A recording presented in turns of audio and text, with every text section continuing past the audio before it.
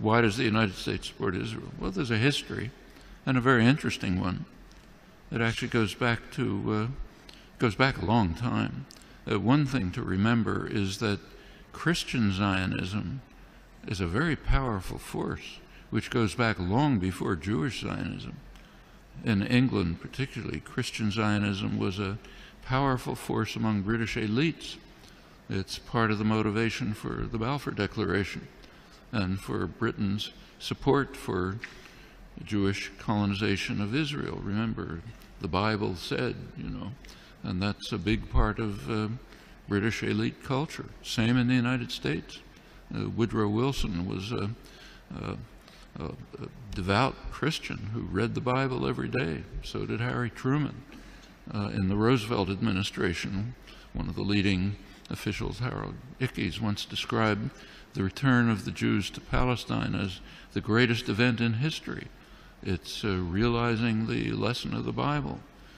These are deeply religious countries in which the biblical commands, so-called, are taken quite literally. Also, this is just part of colonization. This is the last phase of European colonization.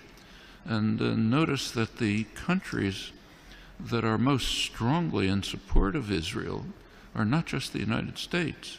It's the United States, Australia, and Canada, the offshoots of England, Anglosphere sometimes called, unusual forms of imperialism.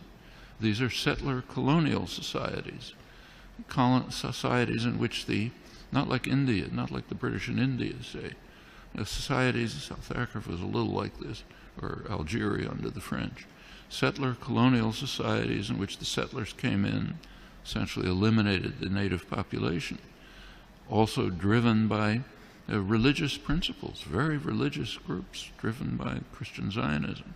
Those are major cultural factors. There are also significant geostrategic factors. You go back to 1948, there was actually a split between the State Department and the Pentagon in the United States over how to react to the new state of Israel. The State Department was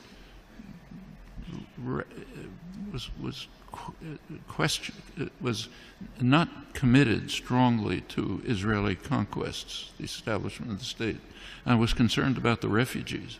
It wanted an implementation of the refugee problem. The Pentagon, on the other hand, was very impressed with Israel's military potential.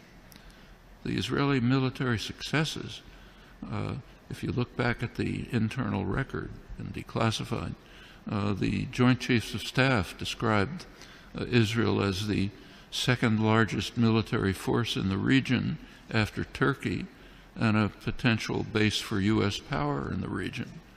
That continued. Can't run through the whole record, but in 1958, when there was a serious crisis in the region, Israel was the only state that strongly cooperated with Britain and the United States, and it won plenty of support from the governments and the military for that reason. 1967 is when the current relations with Israel were pretty much established. Israel performed a major service to the United States by destroying a secular Arab nationalism, a major enemy of the United States, and supporting radical Islam, which the U.S. supported. And it continues right until the present. Right now, we saw an example of that just during the latest Gaza attack. You recall that at one point, Israel began to run out of munitions during the assault, despite the fact that it's armed to the teeth. The United States provided Israel with additional munitions through the Pentagon. And notice where they were taken from. These were U.S. munitions pre-positioned in Israel for eventual use by U.S. forces. One of many signs of how Israel is regarded as essentially a military offshoot of the United States. Very close intelligence relations that go way back, many other connections. And the media tend to take up, to support the policy of the government with very few, kind of little questioning around the edges, but basically accept the policy. So, for example, take another issue. Take the U.S. invasion of Iraq. You cannot find the phrase U.S. invasion of Iraq in the U.S. media, though it was obviously an invasion, a blatant act of aggression, a textbook case of what the Nuremberg trials called the supreme international crime, cannot be mentioned. President Obama is praised as an opponent of the invasion. And what did he say? He said it's a mistake. It's a strategic blunder. We're not going to get away with it. That's the kind of opposition that you heard from the German general staff during Hitler's invasion of Russia. It's a blunder. Shouldn't do it. We should knock off England first. That's regarded as opposition. Same in Vietnam. There's now a commemoration underway, big commemoration of U.S. sacrifices in Vietnam.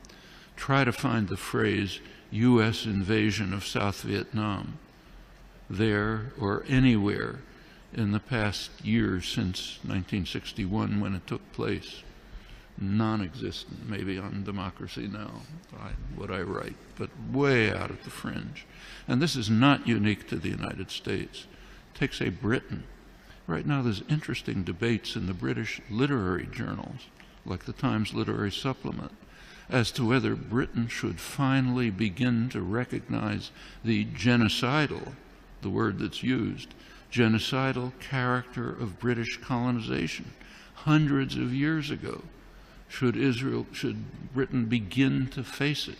You can ask that question in many places.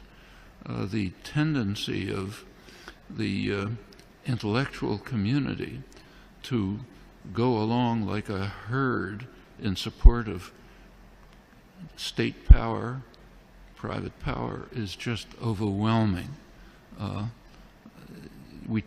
Intellectuals like to think of themselves as dissident, critical, courageous, standing up against power. Absolutely untrue. You look at the historical record, that's a small fringe, and they're usually punished. The mainstream tends to be what was once called a herd of independent minds, marching in support of state power. Nothing new here. Unfortunate, you have to fight against it, not new.